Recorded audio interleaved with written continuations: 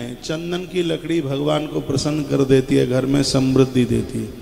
अशोक पेड़ की लकड़ी घर में संतान की कमी नहीं आने देती। ऐसा बताते हैं कि जिन बहनों को बेटियां ही बेटियां हो रही हैं और उनकी या तो कमर से या उनके तकिए के नीचे अशोक पेड़ की लकड़ी रख दी जावे तो उससे पुत्र वंश की प्राप्ति होती है।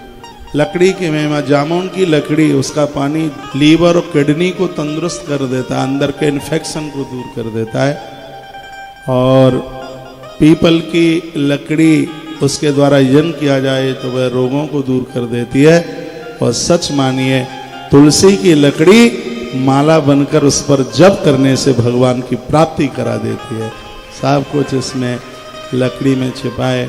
घर की जिम्मेवारियों से आपकी पूर्ति हो गई है। अब तो हाथ में तमूरा ले लो, अब तो हाथ में तुलसी की माला ले लो, कंठ में रुद्राक्ष की माला पहनो, तुलसी की कंठी पहनो, हाथ में जप में तुलसी या रुद्राक्ष की माला, यही कमाल कर देगी। तो वृद्धावस्था में तो माल से भी ज़्यादा माला की आवश्यकता है।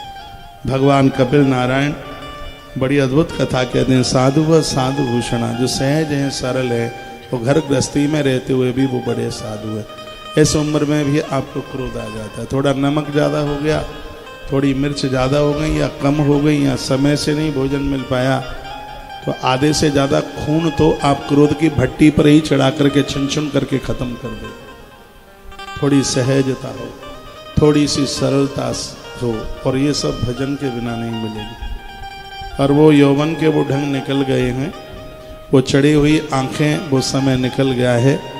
अब मिजाजी से काम नहीं चलेगा, अब आपको सहज बनना पड़ेगा, आपको सरल बनना पड़ेगा। जिस समय आप सहज होंगे, सरल होंगे, शांत होंगे और सदे हुए होंगे, उसी दिन घर में भी रह करके आप साधु बन गए होंगे।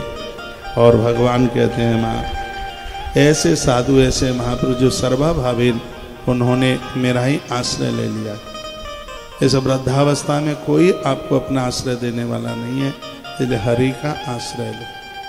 संसार तो स्वार्थ से भरा पड़ा है। द्रौपदी का चीरहरण ही इसलिए हुआ क्योंकि द्रौपदी को युधिष्ठिर के भाले पर, नकुल सहदेव की तलवार पर, भीम की गदा पर और अर्जुन के गांडीव के ऊपर बड़ा घमंड अहंकार था।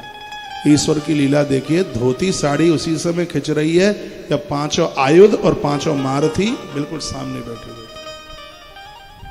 परमात्मा ने सिद्ध करके बता दिया, मैं तुम्हारा था और मैं ही तुम्हारा रहूंगा और कोई नहीं है। ये तो सब दुनिया संसार स्वार्थ से भरा पड़ा है। इसलिए उन लोगों का संग करो जो ईश्वर के आश्रय में रह रहे। कितना सुंदर श्लोक लिखा है, मदाश्रया कथा मृष्टा श्रवन्ति कथयन्ति च। ऐसे लोगों का संग करो, भगवान कहते हैं, जो ईश्वर के आश्रय में रह रहे, ईश्वर की कथा सुनते हैं, उनकी कथा सुनाते हैं और रो रो करके बस उन्हीं के लिए वो कीर्तन करते हैं।